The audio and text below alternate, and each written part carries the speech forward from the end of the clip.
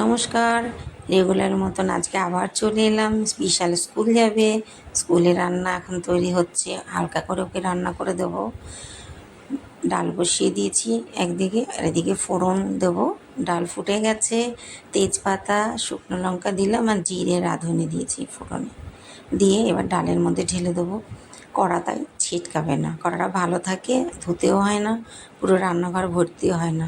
বসিয়ে দেবো, তারপরে আলু ভাজা দেবো, একটু চিনি আর কাঁচা লঙ্কা ডালে দিয়ে দিলাম। এদিকে আলু ভাজা, তো আলু ভাজা করে ছেলেকে খেতে দেবো বন্ধুরা। আর সকালবেলা ছেলের খাবারটা করে দিতে পারলে একটুখানি মনটাও শান্তি লাগে। ডাল হয়ে গেছে, আলু ভাজাও এক্ষুনি হয়ে যাবে, কতক্ষণ না লাগবে। তা ছেলে এখন বলছে, আমি তোকে জিজ্ঞাসা করি তুই টিফিন কী নিবি, কেন বড় হচ্ছে তো একটু তো জিজ্ঞাসা করতেই হয়, নাহলে নিতে চায় না। তো বললো মা ডাল আলু ভাজা দাও, ভাত খেয়ে যাবো, আর আলু ভাজা দিয়ে রুটি দাও।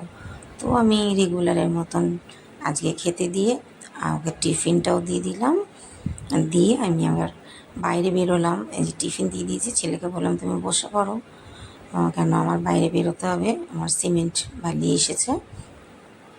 এই যে কাকা সিমেন্টটা তুলবে, ওপরে দোতলায় কাজ হচ্ছে, আর এই যে বস্তায় করে গোডাউনে বালিগুলো ভ্যানওয়ালাটা রাখছে।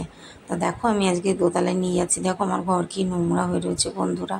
কেউ কিছু মাইন্ড করো না, ভীষণ নোংরা হয়ে রয়েছে, আমি পারছি না, এত নোংরা হচ্ছে, কাজ হচ্ছে, ধুলোবালি, কিছু কিছু ভাঙাচোরা হচ্ছে, আবার নতুন করে তৈরি হচ্ছে, খুব নোংরা, খুব ছড়ানো।